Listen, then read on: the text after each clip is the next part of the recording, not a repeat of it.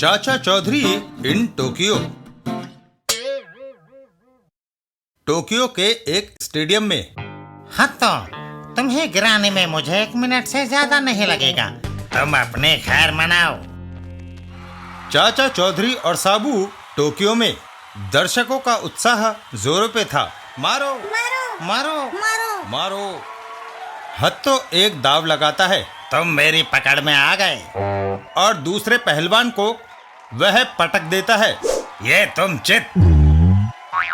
हाँ तो national hero. वाह, देश का सर्वोत्तम हीरो। चाचा चौधरी और साबू शहर घूमते हैं। चाचा जी, टोक्यो एशिया का समृद्ध और भव्य देश है। साबू, यह जापानियों की कड़ी मेहनत और आर्थिक सूझबूझ का नतीजा है। कुछ दूर पर। ओनो, मैं तुमसे प्यार करता हूँ। हीरो, मैं भी तुम्हें चाहती हूँ। तो फिर क्यों ना हम शादी कर ले? मैं अपनी माँ से बात करूंगी। ओनो, तुम मेरे सिवा किसी और की नहीं हो सकती। हाँ तो मैं अगर शादी करूंगी तो हीरो से। मुझ जैसा राष्ट्रीय पहलवान के आगे यह चूहा क्या महत्व रखता है? हत्तो अहीरो को उठा लेता है। मैं इसको दूध में से बाल की तरह निकाल फेंकता हूँ। नहीं, हाँ तो उसे छोड़ दो। लो, मैं इसे आजाद करता हूँ, लेकिन ओनो, तुम्हें मेरे साथ चलना होगा। वह दोनों एक मकान में घुस जाते हैं। मकान के अंदर आ जाओ। बाहर हत्तो। बंद दरवाजा मुझे नहीं रोक सकता। हत्तो एक ही वार में दरवाजा तोड़ देता है। मुझे सोचने का मौका दो। मैं तुम्हें 1 दिन देता हूँ। अगर तुम मेरे साथ शादी करने को राजी नहीं हुई तो मैं तुम्हें उठा कर ले जाऊंगा। हम कोई रास्ता निकाल लेंगे। भारत से एक दानिशमंद चाचा चौधरी यहाँ आया है, मैं उससे मदद लेती हूँ। चाचा चौधरी। चाचा चौधरी, पहलवान हत्तो मेरा अपहरण करना चाहता है। मुझे तुम्हारी सहायता चाहिए। हत्तो तुम्हारी सैंडल भी नहीं ले जा सकता। हत्तो खूंखार आदमी है, उससे पूरा शहर डरता है। तुम इस पचड़े में ना पड़ो तो अच्छा है। मेरे रहते किसी महिला के साथ ज्यादती नहीं होगी। चाचा चौधरी ओनो के साथ चल देते हैं। आओ चलें। दूसरे दिन। मोटे, ओनो की रक्षा का भार मैंने अपने ऊपर लिया है, सो इस मकान के करीब ना आना। चूहा हाथी को ललकारता है। तुम हाथी सही, पर मुझे ये खंबा बचाएगा। पहले मैं तुम्हारी रक्षा को ही तोड़ता हूँ। हत्तो के एक ही वार में खंबा टेढ़ा हो जाता है और उस पे बंधा वजन हत्तो के सिर पे आ गिरता है।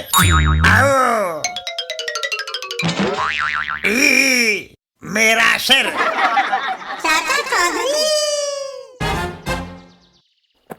हत्तो, मुझे विश्वास नहीं होता। तुम जैसे राष्ट्रीय पहलवान के सिर पर अंडा। ये एक भारतीय चूहे की वजह से हुआ। मैं उसे जान से मार डालूंगा। नहीं, वह चाचा चौधरी है। चतुराई में तुम उससे नहीं जीत सकते। लेकिन मैं ओनो के बगैर जिंदा भी नहीं रह सकता। अक्कल को अक्कल से टकराना होगा। मैं चाचा चौधरी को ओनो से दूर कर देता हूँ। पीछे से तुम उस सुंदरी को लेकर चंपत हो जाओ। ठीक है ताओ। चाचा चौधरी और ताओ। ताओ का नमस्कार। जिसने जापान आकर नूडल्स नहीं खाई, उसका यहाँ आना व्यर्थ गया। मेरे साथ चलिए और स्वादिष्ट डिश का आनंद लीजिए। मुझे आपका मेहमान बनने में खुशी है। इधर हत्तो। यही मौका है। घर के अंदर। हैं?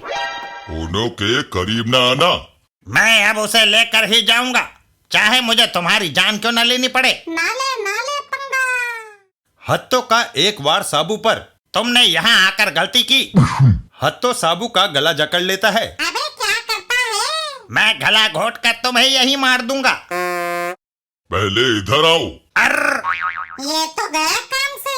साबू उसे हवा में उछालकर जमीन पे दे मारता है और हत्तो ठंडा हो जाता है।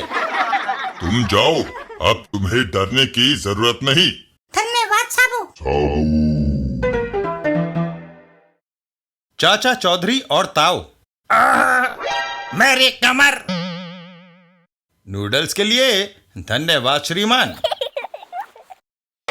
हाँ तो तुम्हारी शादी का क्या हुआ? जब तक मेरी कमर की टूटी हड्डी ठीक नहीं हो जाती, मैंने तब तक के लिए शादी का विचार छोड़ दिया है।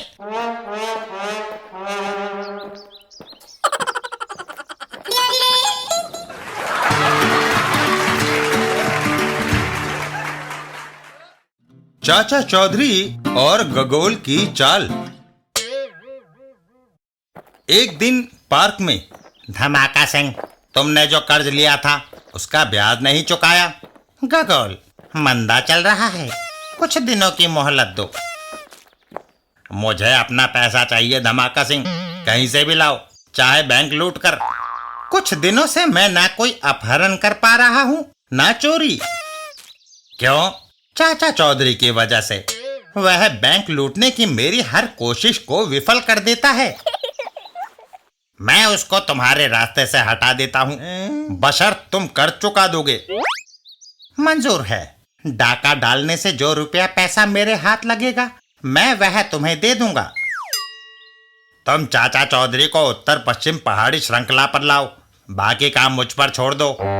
ठीक है। उधर चाचा चौधरी और साबू। चाचा जी, कितनी दूर तक जॉगिंग करनी है? ज्यादा दूर नहीं साबू, ज्यादा व्यायाम करने से ज्यादा भूख लगेगी, बिन्नी हम पर घुर्राएगी। चाची। ओहो, शहर में प्रदूषण बढ़ता जा रहा है चाचा जी। जाए तो कहाँ जाए साबू? चाचा चौधरी, उत्तर पश्चिम पर्वत श्रृंखला पर ताजा हवा है, तुम वहां क्यों नहीं जाते? वह ठीक कहता है, हम वहां जाते हैं। चाचा चौधरी और साबू वहीं की ओर चल देते हैं। पर्वत श्रृंखला पर पहुंचकर। चाचा जी, यहाँ जॉगिंग का आनंद दोगुना हो जाएगा। साबू, हमारे फेफड़े तंदुरुस्त हो जाएंगे। तभी, भाई तुम क्यों रो रहे हो? मेरी बकरी इस गुफा में चली गई, वह बाहर नहीं निकल रही। चाचा चौधरी साबू को लेकर गुफा के अंदर जाते हैं। साबू, आओ हम बकरी को ढूंढकर उसे बाहर लाएं। थोड़ी देर बाद। चाचा जी, सारी गुफा छान मारी, बकरी का नामो निशान नहीं। शायद उस आदमी ने हमें बेवकूफ बनाया। पहाड़ी के ऊपर। सब मिलकर पत्थर को धकेलो। पत्थर लुढ़क जाता है। वह लुढ़क गया और गुफा का द्वार बंद हो जाता है। हुर्रे, पत्थर से गुफा का द्वार बंद हो गया। अबे क्या करता है? शाबाश गगोल। चाचा चौधरी और उसका साथी बंद गुफा में भूखे प्यासे मर जाएंगे। मैं कोई भी जुर्म बेखटके कर सकता हूँ। गुफा के अंदर। चाचा जी, हम बंद हो गए। साबू, बाहर निकलने का कोई ना कोई रास्ता मिल जाएगा। तभी उस बिंदु से रोशनी आ रही है। वहां पहाड़ का पत्थर पतला है। साबू और चाचा चौधरी रोशनी की ओर छलांग लगाते हैं हुब्बा! और पहाड़ी को तोड़ते हुए बाहर आ जाते हैं। हैं? वह पहाड़ तोड़कर बाहर निकल आया। और फिर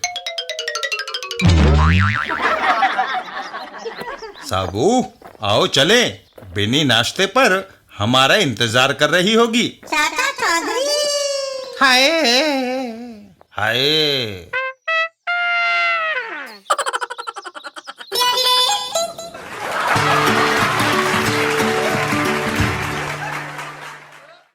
चाचा चौधरी और नोटों से भरा बैग। एक दिन एक बैंक के कैश काउंटर पर। लीजिए, पूरा 1,00,000 रुपया।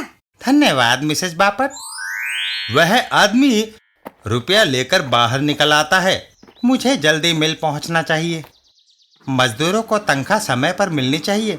वे महीना भर मेरी मिल में कड़ी मेहनत करते हैं। रास्ते में हैं? पुल पर ट्रक बीचों बीच खड़ा है। लाला, बैंक से जो तुम 1 लाख रुपया लाए हो वह दो। मगर वह मजदूरों की तनख्वाह है। हम तुम्हें मारकर वह बैग हथिया सकते हैं। लाला घबरा कर उन्हें बैग दे देता है।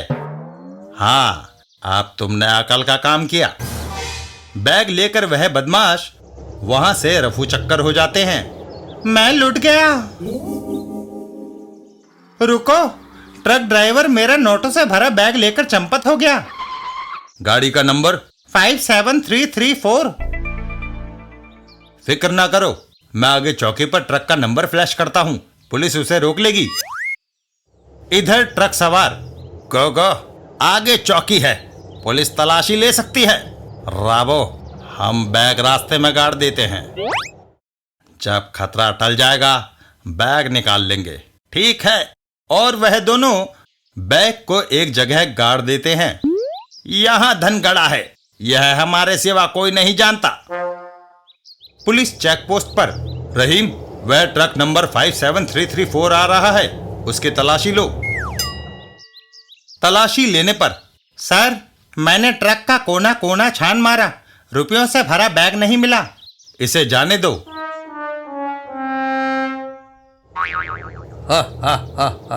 गो, तुम्हारा जवाब नहीं।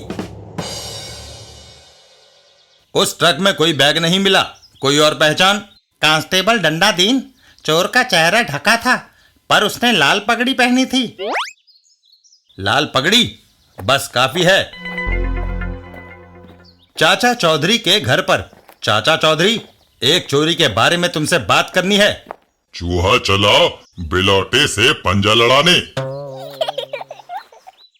दूसरे दिन सुबह अखबार में चाचा चौधरी गिरफ्तार, 1 लाख की चोरी। खुशखबरी, हमारी जगह किसी दूसरे पर इल्जाम लगा। अब कोई खतरा नहीं, जाकर वह नोटों से भरा बैग निकाल लें। यह खूब रही। और वह बदमाश जगह पर पहुंचते हैं। यहीं वह गड़ा था। मिट्टी हटाओ। तभी चाचा चौधरी वहां आ जाते हैं। वह बैग इधर दो। तुम तो गिरफ्तार हो गए थे। वह खबर अखबार में मैंने ही छपवाई थी, ताकि पता लगा सकें कि चोरी का पैसा तुमने कहां छुपाया है। चाचा चौधरी का दिमाग कंप्यूटर से भी तेज चलता है। जो ही तुम अपने घर से निकले, हम तुम्हारे पीछे पीछे चले आए। तभी बदमाश ने बंदूक निकाल ली। तुम सबके मौत मेरे हाथों लिखी है। हवलदार डंडा दीन, धड़ा आओ। और फिर चलो कुछ दिन बड़े घर की हवा खाओ। चाचा चौधरी।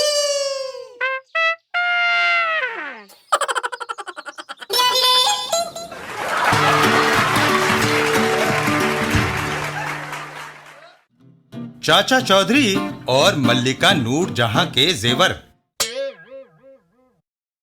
एक दिन एक जगह पर। बियामा, हम यहाँ क्यों आए हैं? देव, ये एक म्यूजियम है, यहाँ बहुमूल्य जेवरात रखे हैं। अगर हम उन्हें चुराने में कामयाब हो गए तो हम अमीर हो जाएंगे। उस पेड़ की टहनी म्यूजियम की छत पर लटकती है। वह पेड़ पर चढ़ जाते हैं। वहां तक जाने का रास्ता मुझे मिल गया। कूदो। और फिर यह सीढ़ियां हमें उस कमरे तक ले जाएंगी जहां मल्लिका नूरजहां के बहुमूल्य जेवर रखे हैं। वह नीचे उतर जाते हैं। वह रही हमारी किस्मत। वह केस को तोड़कर जेवर निकाल लेते हैं। बियामा, हम थैला तो लाए नहीं, इतने सारे जेवर कैसे ले जाओगे? गेट पर खड़े गार्ड ने देख लिया तो मुसीबत हो जाएगी। मैं इन्हें ऐसे लेकर जाऊंगा कि किसी को शक ना हो। मैं पहले बाजीगर था और मेरे खेलों में से एक था पूरी तलवार निगलना। मैं इन जेवरों को भी पेट में डाल सकता हूं। इतना कहकर बियामा सारे जेवर अपने पेट में डाल लेता है। जब खतरा टल जाएगा आभूषणों को बाहर निकाल लूंगा। आओ चलें। म्यूजियम के बाहर गार्ड तुम कहाँ से आए? क्यों, क्या म्यूजियम की वस्तुओं को देखना जुर्म है? वह वहां पब्लिक के लिए रखी है। वह दोनों आगे चल देते हैं और गार्ड म्यूजियम के अंदर की ओर। मुझे शक है, अंदर जाकर देखना चाहिए। म्यूजियम के अंदर है बेगम नूरजहां के आभूषण गायब। रुको, नहीं तो गोली मार दूंगा। म्यूजियम में चोरी हुई है, तुम्हें तलाशी देनी होगी। तलाशी लेने पर देखो, हमारे पास कुछ नहीं है। हम शरीफ आदमी हैं। फिर वह कहाँ गए? तुम्हें चाचा चौधरी के पास चलना होगा। चाचा चौधरी, चाचा जी, म्यूजियम से जेवरात चोरी हुए हैं, मगर तलाशी लेने पर वह इनसे बरामद नहीं हुए। यह तो मशहूर जादूगर ब्यामा है, मैंने इसके करतब देखे हैं। हाँ, मैं शरीफ आदमी हूँ। कमाल है। तुम्हारे खेलों से साबू बहुत प्रभावित हुआ था। वह तुम्हारी पीठ थपथपाना चाहता है। वह ऐसा कर सकता है। अबे बच गए। साबू उसे हाथों में उठा लेता है। अर्र, ये क्या? पीठ थपथपाने का मेरा यही तरीका है। तैयार? साबू का एक हाथ और ब्यामा सारे जेवर बाहर उगल देता है। और नहीं साबू, सारे जेवरात बाहर आ गए। चाचा चौधरी, ये छुरी म्यूजियम की नहीं है। वह उसने पेट में इसलिए रख छोड़ी थी ताकि जब कभी फल सब्जी काटनी हो तो छुरी को ढूंढना न पड़े। चाचा चौधरी का दिमाग कंप्यूटर से तेज चलता है। चाचा चौधरी।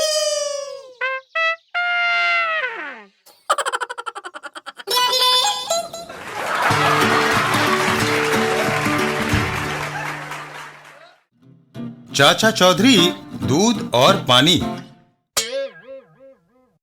एक दिन एक जगह पर। सेठानी राज्य लक्ष्मी, तुम्हें यहाँ आकर दूध लेने की क्या जरूरत है? ग्वाला वह तुम्हारे घर पहुँचा देता। मैं बिना मिलावट का दूध पीना पसंद करती हूँ। शायद यही तुम्हारी सेहत का राज है। मैंने आज तक सिर्फ शुद्ध दूध पिया है। अच्छा, चलते हैं, फिर मिलेंगे। घर पहुंचकर दूध रेफ्रिजरेटर में रख दूं? मालकिन ने दूध फ्रिज में रखा है, क्यों ना आधा मैं पी लूं? वह दूध गिलास में लेकर पी लेता है। मालकिन की तरह मेरी भी सेहत बन जाए। जितना दूध निकाला है उतना पानी मिला देना चाहिए। दूध में पानी मिलाकर वह उसे वापस फ्रिज के अंदर रख देता है। कमाल है। बर्तन वापस रेफ्रिजरेटर में रख देता हूँ, किसी को क्या पता चलेगा। कुछ देर बाद पीकू, मेरे दूध पीने का टाइम हो गया है। शंभू काका, मैं काम में लगा हूँ, मालकिन को दूध तुम दे आओ। अच्छा बीकू। राज्य लक्ष्मी दूध पीती है। उफ, मिलावटी दूध। मगर मालकिन, वह जैसा रेफ्रिजरेटर में पड़ा था मैं वैसा गिलास में डालकर ले आया। तुम में से दूध में पानी किसने मिलाया है? मैंने नहीं। हो सकता है भैंस ने पानी ज्यादा पी लिया हो, इसलिए दूध पतला हो गया हो। दूसरे दिन मैं चक्कर पता कर सकती हूँ कि आज भी दूध में मिलावट है। मगर मैंने उसमें कुछ नहीं मिलाया मालकिन। मैंने भी नहीं। तीसरे दिन राज्य लक्ष्मी, तुम्हारे दूध पीने के शौक की तारीफ करनी पड़ेगी। मगर चाचा चौधरी, आजकल मुझे वह शुद्ध पीने को नहीं मिल रहा। कोई चोरी से दूध पी जाता है और बचे दूध में पानी मिला देता है। वह दोनों राज्य लक्ष्मी के घर पहुंचते हैं। पता नहीं ऐसा कौन करता है। दूध रेफ्रिजरेटर में मैं रखता हूँ। चाचा चौधरी दूध को उबालते हैं। वह उबलने लग गया। उबलते दूध को चाचा चौधरी फ्रिज के अंदर रख देते हैं। अब इसे रेफ्रिजरेटर में रख दूं। तभी कोई आसपास नहीं है, दूध पिया जाए। वह फ्रिज खोलता है। आहा, वह रहा बर्तन में। और बर्तन उठाते ही गरम दूध से जल गया। हाय,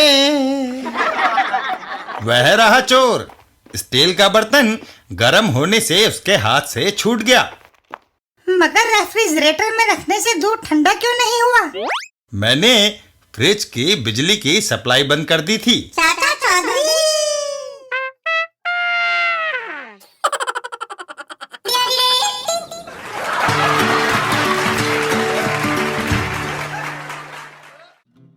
चाचा चौधरी और जहाज। एक दिन समुद्र में। चाचा जी, समुद्र में नहाने का लुत्फ ही कुछ और है। हाँ साबू, तैराकी एक अच्छा व्यायाम भी है। वह दोनों बाहर निकल आते हैं।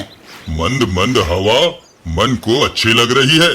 किनारे पे बैठकर विश्राम करेंगे। और वह दोनों किनारे पर आराम करने लगते हैं। आज छुट्टी का दिन यहीं बिताया जाए। समुद्र में एक जहाज तेजी से आ रहा है। कैप्टन, मौसम खुला है। हाँ, लेकिन संभल कर, दूसरे जहाज भी समुद्र में तैर रहे हैं। यह विशाल जल है, कोई दिल्ली का भीड़ भरा बाजार नहीं जहां से गाड़ी निकालनी मुश्किल हो। तभी सामने देखो, दूसरा जहाज करीब से निकलना चाहता है। दोनों जहाजों की आपस में टक्कर हो जाती है। लोगों में भगदड़ मच जाती है। ओहो, हमारा जहाज क्षतिग्रस्त हुआ है। बचाओ! किनारे पर चाचा चौधरी और साबू। चाचा जी, देखो, उस जहाज में आग लगी है। साबू, हमें यात्रियों को बचाना चाहिए। इधर जहाज पर जहाज का फायर सिस्टम वह फेल हो गया है। फायर ब्रिगेड आ गई। हमारी गाड़ी समुद्र के बीच कैसे जाएगी? वहां तक पहुंचने के लिए स्टीमर की जरूरत होगी। तब तक जहाज जलकर राख हो जाएगा। जहाज पर आग की लपटें फैल रही हैं। बचाओ! साबू पानी डालने वाला पाइप उठाता है क्या मैं आपका पाइप ले सकता हूँ? और समुद्र में उतर जाता है। चाचा जी, यह आग हम बुझाएंगे। साबू, मैंने पाइप का एक सिरा पानी के अंदर डाल दिया है। बचाओ! अब आग बुझते देर नहीं लगेगी। और फिर आग बुझ गई। अब कोई खतरा नहीं। धन्यवाद साबू। साबू, आओ चलें। अभी एक दूसरी आग बुझानी है। कौन सी चाचा जी? पेट की आग। खाना खाएंगे।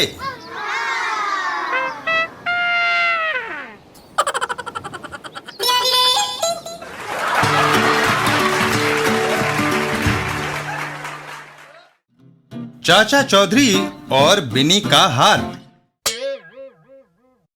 एक दिन चाचा चौधरी के घर पर भाग्यवान कीमती हार किस खुशी में पहना जा रहा है? यूं ही जी, मेरा मन चाहा। शादी पर तुमने वायदा किया था कि हम मिलजुल कर गृहस्थी बनाएंगे, लेकिन तुमने कभी ऐसा नहीं किया।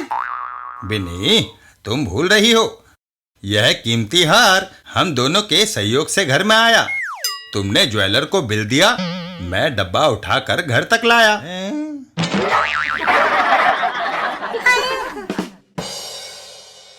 बिनी, चाय का टाइम हो गया है। वह नहीं बन सकती, चीनी खत्म है।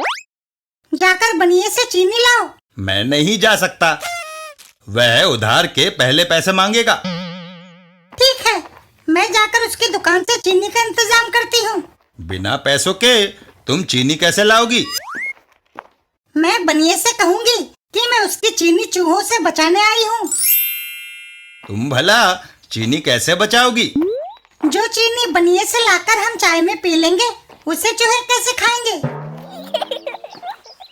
कुछ दूर जाने पर बहन, मेरा पति मेरा फोटो खींचना चाहते हैं।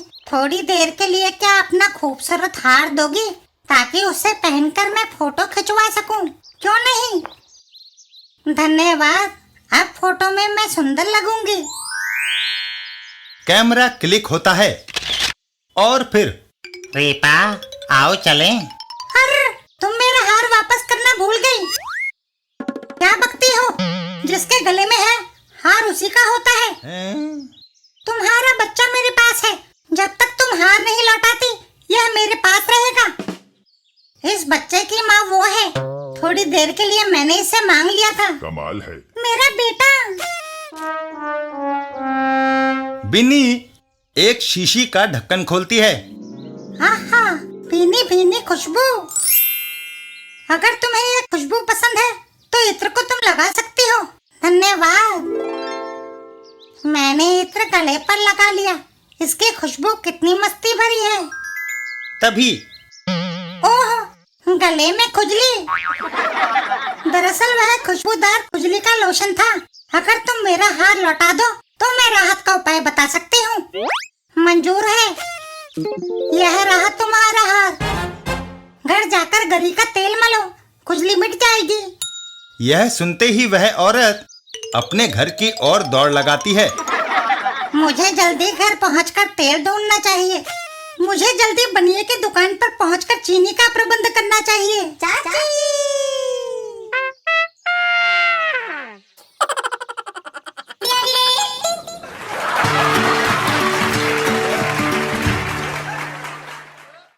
चाचा चौधरी और अनोखा अपहरण। एक दिन चाचा चौधरी और साबू। चाचा जी, सुबह मैं दूर तक जॉगिंग कराऊं। मंद मंद हवा चल रही है, चारों तरफ हरियाली है। धमाका सिंह, वह आ रहा है। साबू, मेरा ये हथियार हाथी को धराशायी करने की क्षमता रखता है। चुपचाप मेरे साथ चले आओ। साबू धमाका सिंह के साथ चल देता है। आज बड़ा शिकार हाथ लगा है। एक जगह पहुंचकर चलो अंदर। चाचा चौधरी को टेलीफोन करो कि 10 लाख रुपया दे और साबू को छुड़ा कर ले जाए। साबू, धमाका सिंह, मुझे भूख लगी है। फिक्र ना करो, कादी को पूरा खाना मिलेगा। बोलो क्या खाओगे? 50 रोटियां, 5 किलो चावल, 8 किलो आलू, 4 किलो दाल, 6 किलो गोभी, 3 किलो दही और 8 किलो सलाद वगैरह। क्या ये तुम्हारे एक दिन की खुराक है? यह सिर्फ सुबह का नाश्ता है। यह सुनकर धमाका सिंह ने साबू को आजाद कर दिया। जाओ, हमें बख्शो साबू।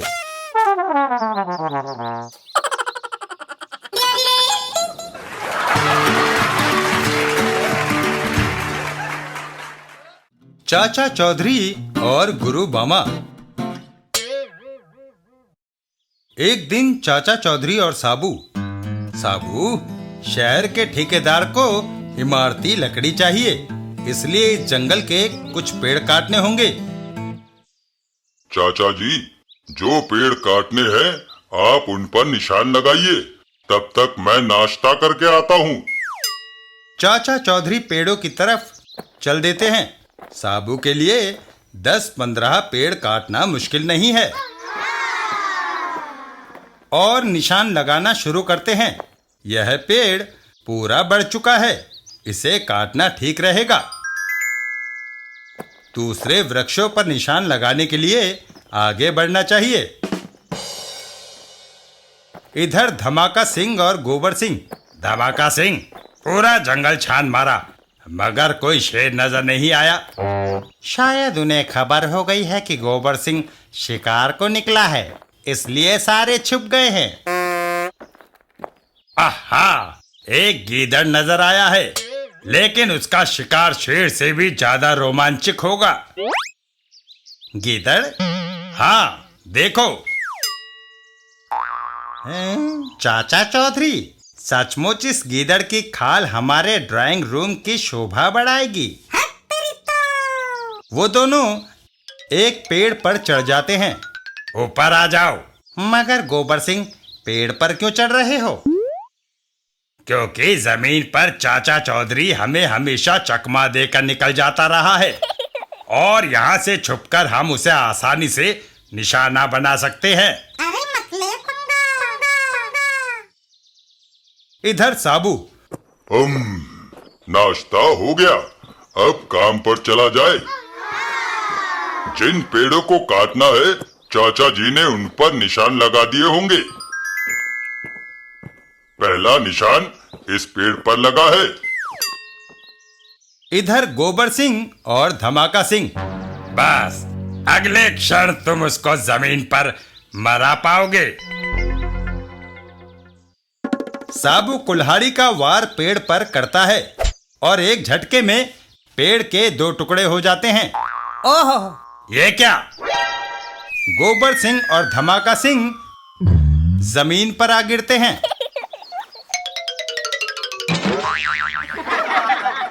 हाय, मेरी गर्दन! ओह, हम खुद ही शिकार हो गए। गुरु बामा, गोबर सिंह, लगता है कहीं से हजामत करा के आ रहे हो। हाँ गुरु बामा, चाचा चौधरी को हम मारना चाहते थे, लेकिन उल्टा अपनी हड्डी पसली तुड़वा बैठे। दुश्मन को परास्त करने के लिए यह पिस्तौल ले जाओ। बामा, हम उस पर सारी पिस्तौलें और तोपें आजमा चुके हैं, हमेशा मुंह की खानी पड़ी। यह पिस्तौल आम नहीं, इसमें से गोली नहीं गैस निकलती है। फागो, इन्हें इसका प्रयोग कर कर दिखाओ। फागो बाहर चल देता है। आप लोग उस खिड़की से नजारा देखना। घर के बाहर, तांदो, मुझे सलाम करो। हो, क्या कभी तुमने हाथी को चूहे को सलाम करते देखा है? मोटे तरबूज, तुम्हारी ये हिम्मत, तुम्हें इसकी सजा मिलेगी। फागो उस पर गैस फायर कर देता है और पहलवान जमीन पर ढेर हो जाता है। देखो, गैस का धुआं छटते ही वह पहलवान जमीन पर गिर पड़ा। क्या वह मर गया? नहीं, ये गैस आदमी को आधे घंटे के लिए बेहोश कर देती है। तुम चाहो तो उस बेहोश आदमी का गला कुल्हाड़ी से काट सकते हो। गोबर सिंह और धमाका सिंह वहां से पिस्तौल लेकर चल देते हैं। ये लाजवाब चीज है, इससे हम साबू और चाचा चौधरी दोनों को बेहोश करके उनकी गर्दनें कुल्हाड़ी से काट देंगे। इधर चाचा चौधरी और साबू, चाचा जी, जितने पेड़ों पर आपने निशान लगाए थे वह सब काट दिए गए हैं। ठीक है साबू, इस जंगल की ताजी हवा में अब हम कुछ देर योगाभ्यास करेंगे। साबू, एक लंबी सांस लेनी होगी और जब तक मैं ना कहूं वायु को अंदर रोके रखना होगा। कितनी देर तक? 1 घंटा। है? इतनी देर? पुराने जमाने में ऋषि मुनि पूरे दिन तक सांस रोके रखते थे और लंबी उम्र जीते थे। धीरे धीरे लंबी सांस अंदर खींचो। खींच ली। रोको। इधर गोबर सिंह, बस ये तुम्हारी आखिरी सांस है। गोबर सिंह गैस फायर कर देता है। बेहोश होते ही मैं उनका सिर काट दूंगा। इधर गुरु बामा, फागो, अब तक गोबर सिंह के दुश्मन धराशायी हो गए होंगे। आओ चलकर देखें। जंगल में है? गोबर सिंह और उसका साथी दोनों बेहोश। हमसे गलती हो गई, हमने उन्हें संरक्षण मास्क नहीं दिए, जिससे गैस सांस द्वारा उनके अंदर चली गई।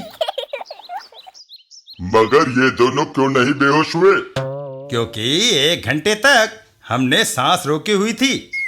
मैं गैस की पिस्तौल से अभी तुम्हें बेहोश कर देता हूँ। साबू, सांस बाहर छोड़ो।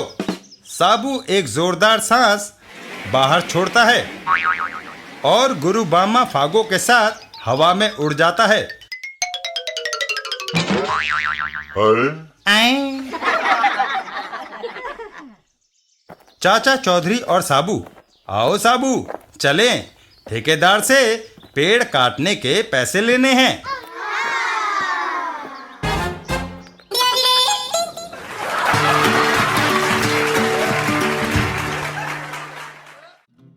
चाचा चौधरी, छोटू और खोटू। छोटू और खोटू 2 दोस्त थे। वे जो भी काम करते थे उल्टा होता था, इसलिए वे बड़े निराश थे। भाई खोटू, हाँ भाई छोटू। दुनिया भर के लोग हमें बेवकूफ और निकम्मा समझते हैं। हमें कुछ करना चाहिए ताकि लोग हमें बेवकूफ न समझे। मुझे एक तरकीब सूझी है। क्या? क्यों ना हम दोनों चाचा चौधरी के शागिर्द बन जाएं?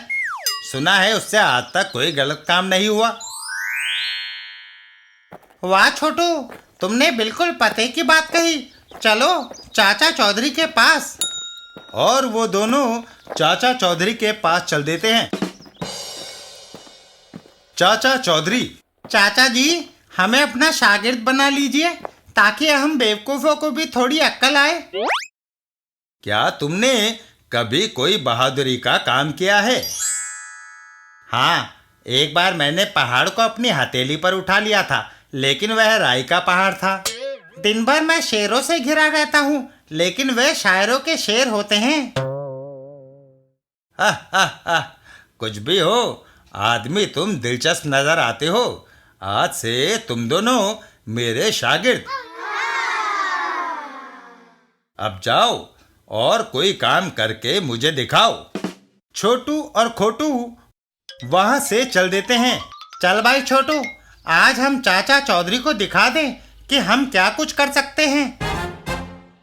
थोड़ी देर बाद ही वह देखो, वह उस बेचारे को मारने के लिए दौड़ रहा है। अपने से निर्बल को मारना कहाँ की इंसानियत है। मैं उस खोसट को अभी मजा चखाता हूँ। खोटू दौड़कर उस आदमी को पकड़ लेता है। क्यों बे, तो उस दुर्बल पतले को मारने के लिए क्यों भाग रहा है? मैं तुझे अभी मजा चखाता हूँ। खोटू एक दंदनाता हुआ मुक्का उस आदमी के मुंह पर रख देता है। यह लो। आओ, जब तक वो दोनों लड़े, भागने का अच्छा मौका है। मेरी बात तो सुनो, हम कुछ सुनना नहीं चाहते। ले चलो इस कमबख्त को चाचा चौधरी के पास। चाचा चौधरी के पास। चाचा जी, देखो तुम्हारे आदमियों ने मार मार कर मेरी क्या हालत बना दी। क्यों भाई, क्या हुआ? एक बदमाश मेरी पॉकेट मार कर भाग रहा था कि मैंने डंडा लेकर उसका पीछा किया। तुम्हारे छोटू और खोटू ने पकड़कर मुझे पीटना शुरू कर दिया। अगर ये बात थी तो पहले हमें क्यों नहीं बताया? अरे तुमने मुझे बोलने का मौका ही कब दिया? मूर्खों, तुमने मेरा नाम डुबो दिया। जाओ, मेरी नजरों से दूर हो जाओ।